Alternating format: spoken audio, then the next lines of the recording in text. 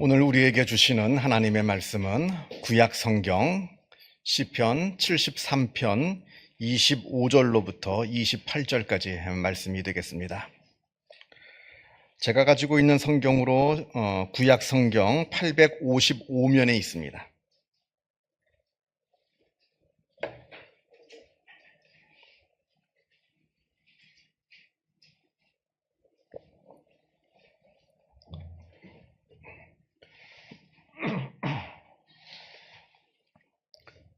시편 73편 25절로부터 28절까지 말씀을 봉독합니다. 이 계시의 말씀을 봉독할 때에 살아계신 하나님의 음성을 다 함께 들으실 수 있기를 바랍니다. 하늘에서는 주 외에 누가 내게 있으리요? 땅에서는 주밖에 내가 사모할 이 없나이다.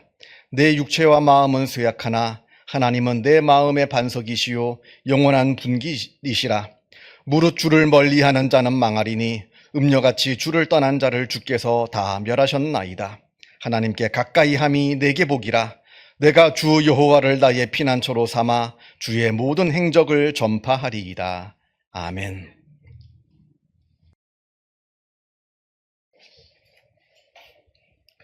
이런 우스운 이야기가 있습니다.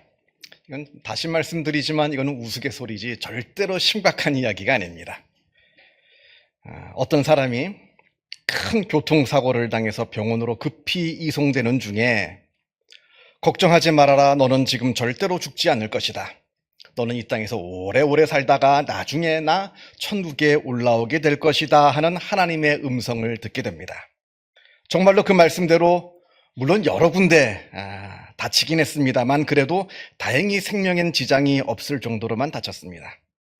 그래서 그렇게 여러 날 이제 병원에 입원해 있어서 치료를 받고 있는데 어차피 이렇게 병원에 있을 바에는 이왕이면 성형수술을까지 해서 그래서 더 내가 예뻐졌으면 좋겠다 하는 생각으로 평소 자기가 흠모하던 영화배우 얼굴로 내 얼굴을 고쳐달라 이렇게 해서 성형수술을 받았습니다. 그렇게 해서 시간이 이제 지나서 다행히 몸도 다 회복이 되고 성형수술도 잘 됐습니다. 그렇게 해서 병원에서 퇴원을 하는데 병원 문을 나서자마자 그 자리에서 또 교통사고가 난 겁니다. 그런데 이번에는 살지 못하고 죽었습니다. 그 자리에서 즉사하고 말았습니다. 그렇게 천국에 올라간 이 사람이 화가 잔뜩 나서 하나님을 따져 묻습니다. 아니, 하나님께서 분명 저에게 이 땅에서 오래오래 살다가 나중에나 천국에 온다고 그렇게 말씀하지 않으셨습니까? 그런데 왜 나를 그렇게 금방 천국으로 데리고 오신 겁니까? 이렇게 한참 하나님께 따져 물으니까 하나님께서 그 사람의 얼굴을 한참 동안 들여다보시더니 하시는 말씀이 미안하다. 얼굴이 너무 바뀌어서 딴 사람인 줄 알았다. 이랬답니다. 우스갯소리입니다. 미국의 작가 레지나 브렛이 쓴 행복한 사람은 있는 것을 사랑하고 불행한 사람은 없는 것을 사랑한다라는 책에 나오는 우스갯소리입니다. 여러분, 자기에게 있는 것을 사랑하는 사람은 행복한 사람이 됩니다.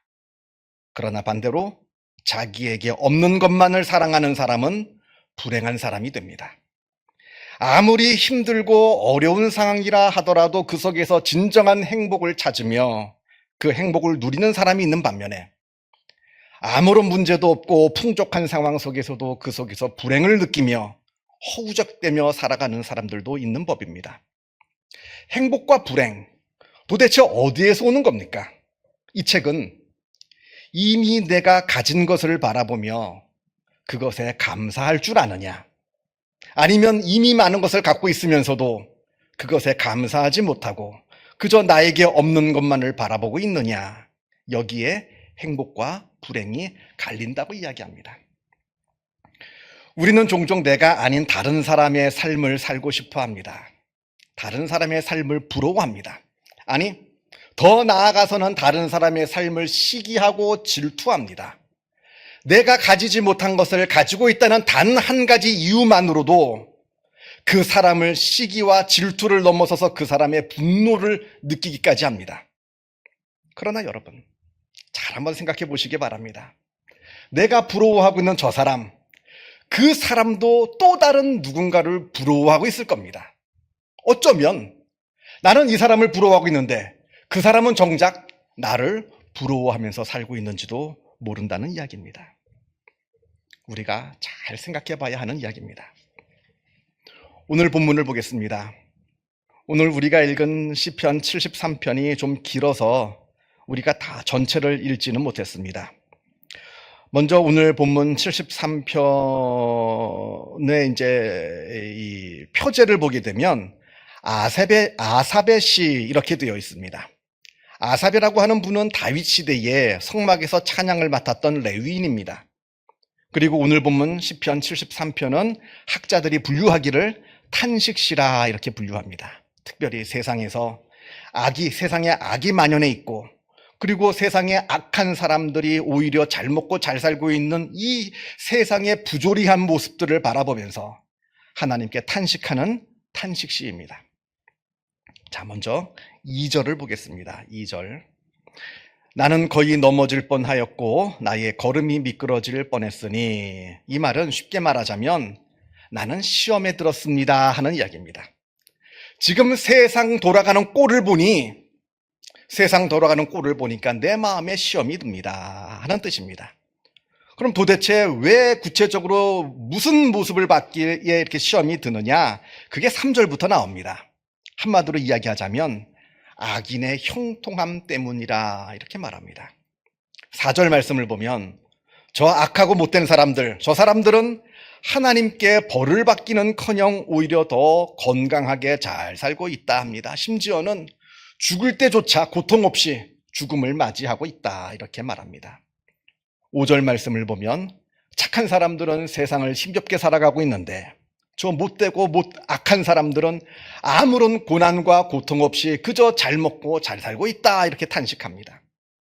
7절 말씀을 보면 살찜으로 그들의 눈이 솟아나며 그들의 소득은 마음의 소음보다 많으며, 세상에 착하게 살고 있는 사람들은 오히려 가난해서 잘 먹지도 못해가지고 눈이 움푹 들어가 있는데, 저 못된 사람들, 아주 못된 짓 하는 사람들은 하도 잘 먹어서 눈이 솟아날 정도이고, 심지어는 자기들이 바라는 것보다 훨씬 더 많은 돈을 벌고 있다 이렇게 한탄합니다.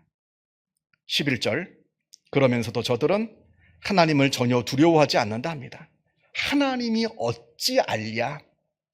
그렇게 못된 짓을 하는데도 하나님께 아무런 벌을 받지 않습니다.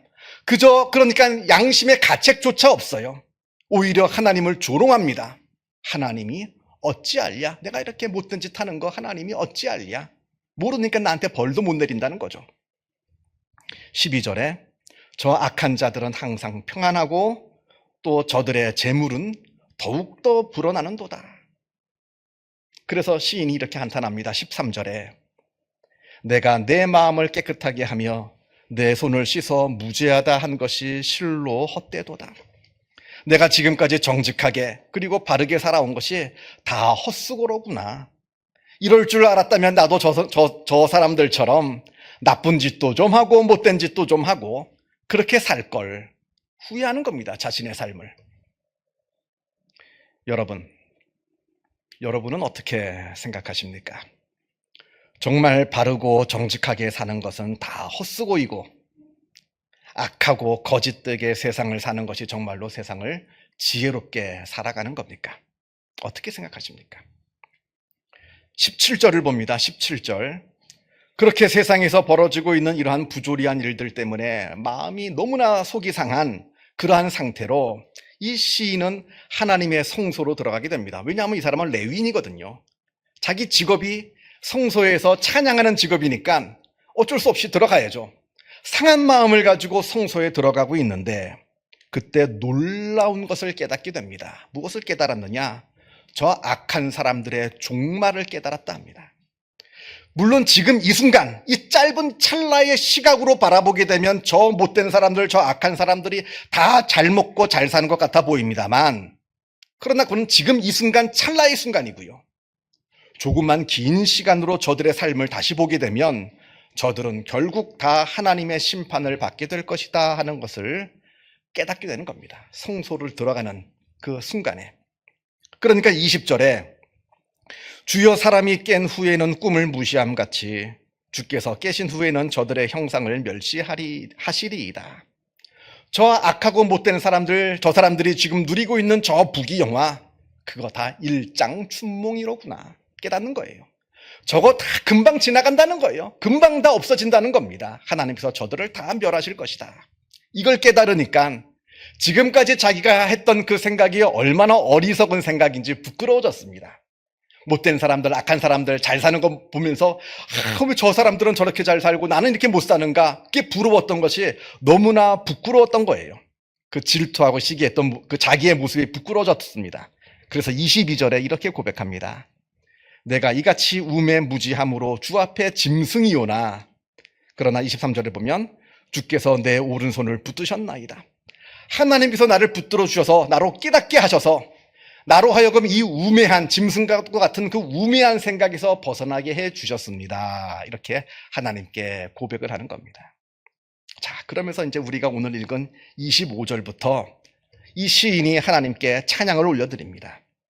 25절을 보게 되면 주밖에 내가 사모할 리 없다 이렇게 노래합니다.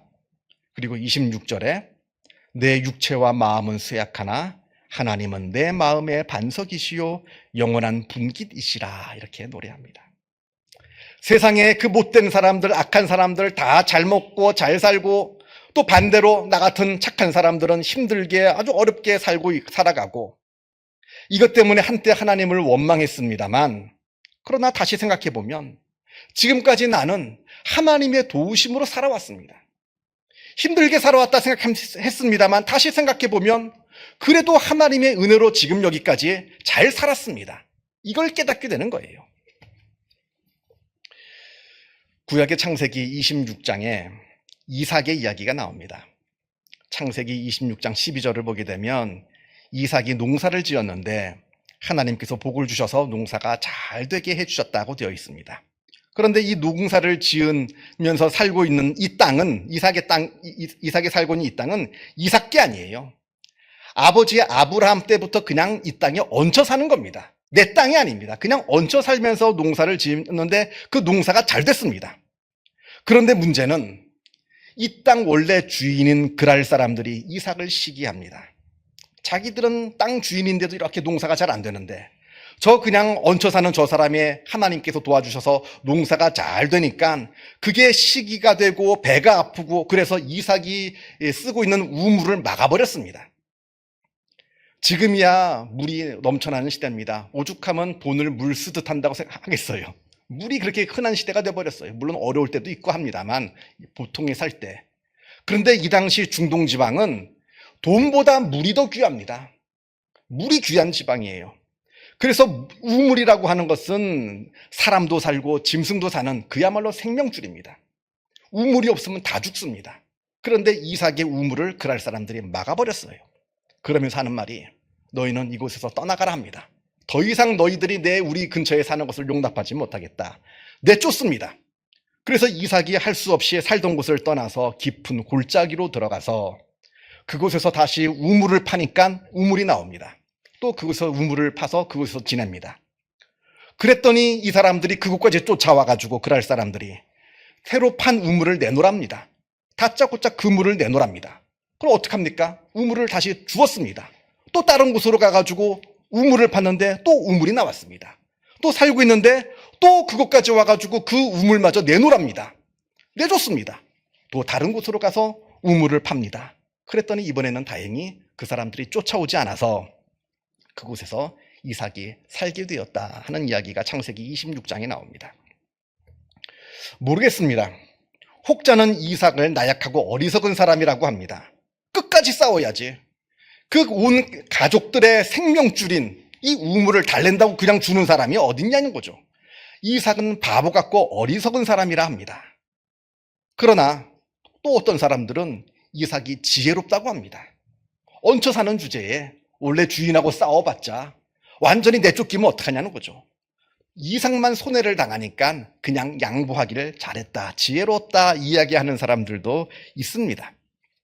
모르겠습니다. 저는 누구는 지혜롭다 하고 누구는 어리석다 하고 하는데 그러나 그럼에도 불구하고 그것이 지혜롭던 아니면 어리석던 간에 그럼에도 불구하고 여기서 중요한 것은 하나님께서 지금 이삭을 돌보고 계신다는 사실입니다.